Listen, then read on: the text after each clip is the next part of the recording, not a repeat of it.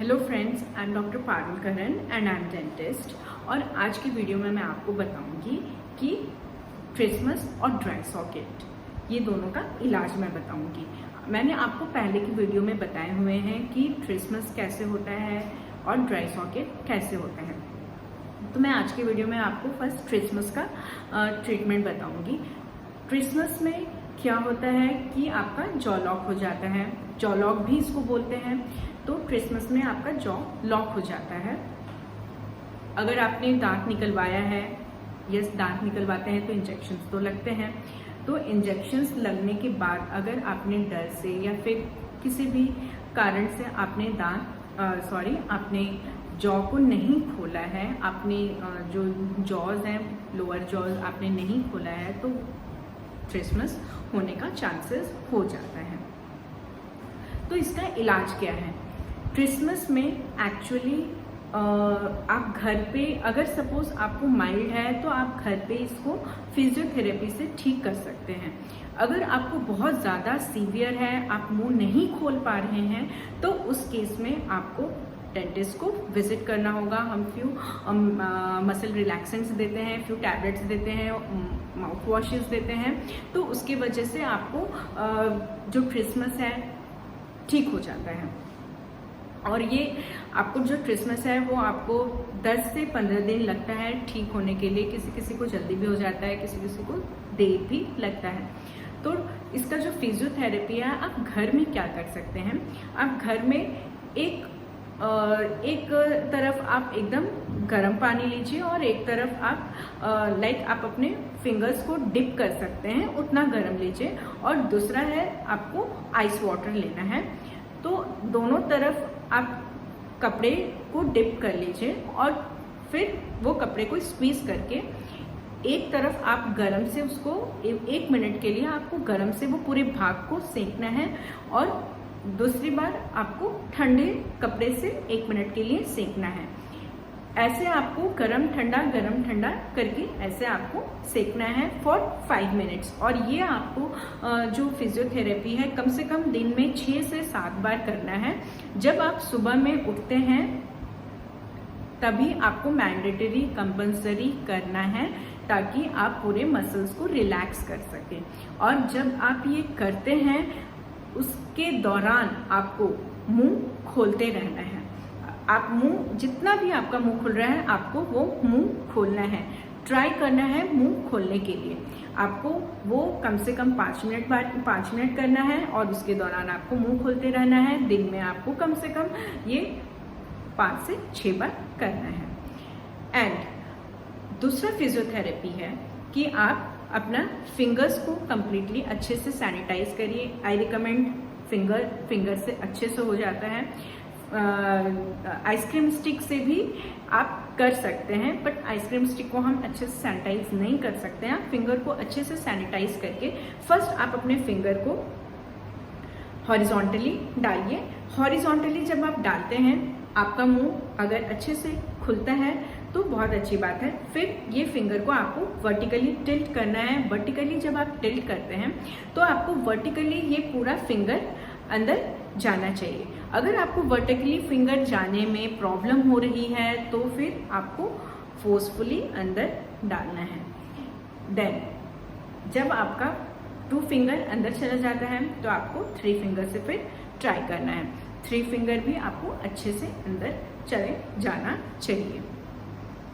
तो ऐसे आपको ये जो फिजियोथेरेपी है ये भी आपको 6 से 7 बार दिन में प्रैक्टिस करते रहना है। ये उन केस के लिए हो जाता है जिनको माइल्ड ट्रिस्मस है, मतलब उनको मुंह खुल रहा है बट कंप्लीट नहीं खुल पाता है। तो उस केस में ये माइल्ड ट्रीटमेंट, अगर सपोज माइल्ड पेन है, माइल्ड ट्रिस्मस है, तो आप ये कर सकते हैं। बट किसी किसी केस में कंप्लीटली मुंह नहीं खुलता है तो उस केस में आपको प्लीज डेंटिस्ट को विजिट करना है। देन ड्राई सॉकेट का क्या होता है कि अगर सपोज आपको ड्राई सॉकेट हो गया है, दांत निकलवाया है आपने और 2 से 3 दिन के बाद आपका मसूड़ा कंप्लीटली बंद नहीं होता है और फिर आपका जो बोन है, हड्डी है, वो एक्सपोज हुआ रहता है, तो आपको ड्राई सॉकेट हो जाता है, मतलब आपको वापस से उसमें इन्फेक्शन हो गया है। और वो जो इन्फेक्शन है वो आपको जो टूथ एक होता है, जो दांत का दर्द होता है, उससे भी ज़्यादा होता है, क्योंकि वो डायरेक्टली आपके बोन पे इफेक्ट कर रहा है। तो आपको वो उसका जो केयर है वो बहुत ज़्यादा लेना पड़ता है। आपको अच्छे से ओरल हाइजीन मेंटेन करना है, अच्छे से जो भी आप पेस्ट यूज़ करते हैं वहाँ पे अच्छे से पेस्ट इस्तेमाल करना है, और आपको डेंटिस्ट को विजिट करना है। डेंटिस्ट आपको अच्छे से वापस से जो इन्फेक्शियस ब्लड है वो निकाल देंगे, एंड आपको हेल्दी ब्लड वहाँ पे ये आएगा, और उससे आपका फिर जो हीलिंग प्रोसेस है वो वापस से स्टार्ट हो जाएगा। तो ये अगर सीवियर केस है तो आप प्लीज़ डेंटिस्ट को विजिट करके उन्हें बताइए कि मुझे ऐसा प्रॉब्लम हो गया है दांत निकालने के बाद।